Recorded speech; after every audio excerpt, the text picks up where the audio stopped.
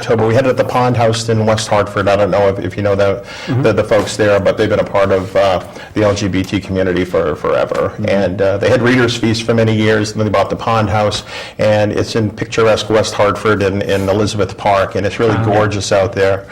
And we've rented it the past couple of years and had a really wonderful volunteer recognition, and we give out awards, and we have people come in that will speak, teachers or professors that have invited us in over the years that really have made a big difference in the children's lives that they teach.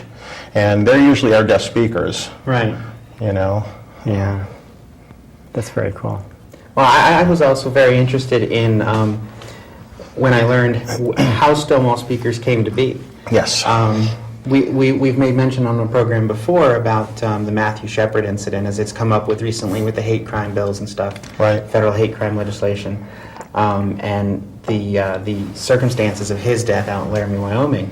I was surprised to learn that before that even happened, we had our own incident here in Connecticut. Richard Ryle in 1988 was a victim of a gay bashing right here in the Hartford area. Correct.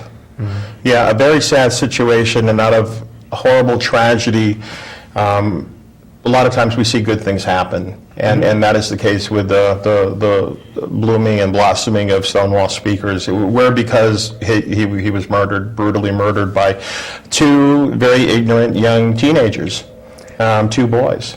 And what happened was he had gone to a local bar, gay bar in Hartford, and he was an insurance executive with Aetna. And in the process, two of these young guys had followed him home, and he no more than got home, and then they came into his house to rob him and beat him up, at which point he tried to defend himself, and they hit him over the head with some type of fireplace implement, as I recall. And so he literally, and he lived in Wethersfield at the time, and so he literally crawled out into his front yard to try to get away, and they beat him to death with a fireplace log from his home and plunged him to death right on his front yard. Both of the young men, I think one got 20 years and one got 30 years for the murder, and that really did spark our movement in Connecticut, and like I said, created Stonewall speakers. So, it's really great what has happened since then, but it is just another senseless death that's impacted dozens and dozens of lives of the people that love these kids, these boys, the people that loved Richard. Yep. And everybody's life is changed forever just through ignorance. Right, right. So that's the part that's really it saddens me a great deal, and the fact the trans community especially is like one of the highest number of people that are being murdered in this country currently. And that is devastating to me. We have a big enough problem with our folks killing themselves. Yeah. We don't need help.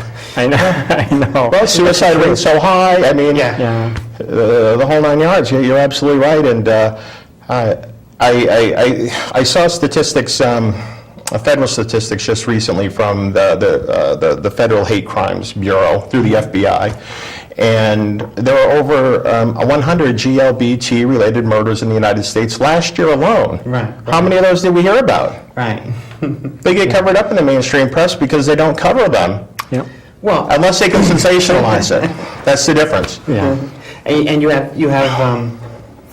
what I'll say is a counterproductive incidents is like I think it was Representative Virginia Fox who had claimed that Matthew, on the floor of the Senate recently, arguing against the hate crime legislation, federal hate crime legislation, that Matthew Shepard's murder was related to a robbery, not because he was gay, which goes back to one, I think it was one report from ABC, from one of the news organizations that had interviewed one of the girlfriends who changed her story during the sentencing phase to try and help her boyfriend in the sentencing. Throughout the trial, everybody they talked to had said, they were looking to teach a gay guy a lesson. They weren't looking to kill him per se. But then, of course, they freaked out and were afraid of getting caught and killed the witness. But and it's like, one misreported fact, and that's what people run with. Oh, sure. Right. And the spins that the media puts on everything to sell their product. Yeah, it's unfortunate. It is. It is. Anyway. So, I would, you have Well, some- this is a rough timeline of the GLBT movement in the Connecticut Oh, cool. area. Starting in 1969 with the Stonewall riots. In 1973, homosexuality was removed from the Diagnostic and Statistical Manual. In 1977, Hartford passes gay rights ordinance. In 1978, Harvey Milk was assassinated and the rainbow flag was developed. 1987, ego-dystonic homosexuality was finally removed from the DSM.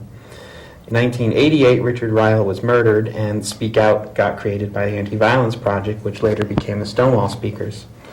And then, like you'd said, a couple years later, 1990, Connecticut passed the hate crime legislation to include sexual orientation.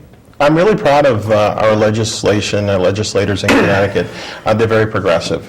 You know, I have to say Connecticut is like one in the top 3 states in the U.S. that really is inclusive of all people and takes away the hate and the fear mongering out of out of people being human beings and wanting to live their lives the way they choose to live them. Yeah, we've noticed that Connecticut is actually very quietly, I might add, a very positive place to live in this country. I agree. Even if we are actually a little disappointed with the Judiciary Committee Yes, this year. we are, but But we're gonna win. Next year we're getting it. they've supported it for 3 years in a row, and we Yeah. thank them for that. Yeah, next year. Next year is our year. We're going to get that. So the last item down here, 2009, gender identity and expression protected. Unfortunately, I think we have to say no in 2009. It wasn't. But Yeah, it will be. We Absolutely. will win this battle. It's only a matter of time. yeah, and we had very good odds this year. It was just actually circumstances not having to do anything with I know. our proposed legislation that shot it down. I know. But Well, I think, and I can't state the quote exactly, but Dustin Lance Black, who was the young man that wrote the movie Milk and won the Academy Award for it, just in his speech, I mean, most likely you're going to have some GLBT kids that are watching tonight, yep, and they're like, wow, I'm not alone anymore. that's the whole point of outreach. Exactly. And I mean, I grew up in a small town in Maine back in the 70s, and there was no word gay. Yeah. I mean, nothing like that was used. The gay F word, I call it, really wasn't so prominent as it is today. Right. And I was probably up into my late teens before I really understood that I had attractions to members of the same sex. Right. You know, there's just no education about it. Nobody talked about anything. But I'll tell you, and I was born and raised in the Episcopalian faith. And I was very close to the church. I was an acolyte and served on the church, the altar, and so forth, up until I was about 12 or so, until I started seeing all the hypocrisy, which forced me away. But during that time, it was a very important time to me, and I got a lot out of it. It was very rich, and it helped me be the person I am today. I can certainly say that with a great deal of confidence. So during all that time, feeling like I had a very close connection to God or to a higher power, when I started having these same-sex feelings, I used to pray to God every night, make me anything but this. Right. You know, I would say, make me blind in one eye, and I would do, Kubler-Ross's The 5 Stages of Grieving, and bargaining. I bargained for months and months.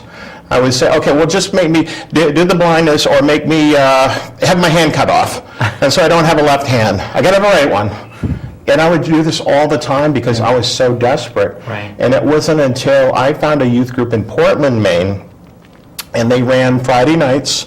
I would drive from my hometown in Rockland. It was about 2 hours. I would get there, and at the time, again, we're talking about like 83.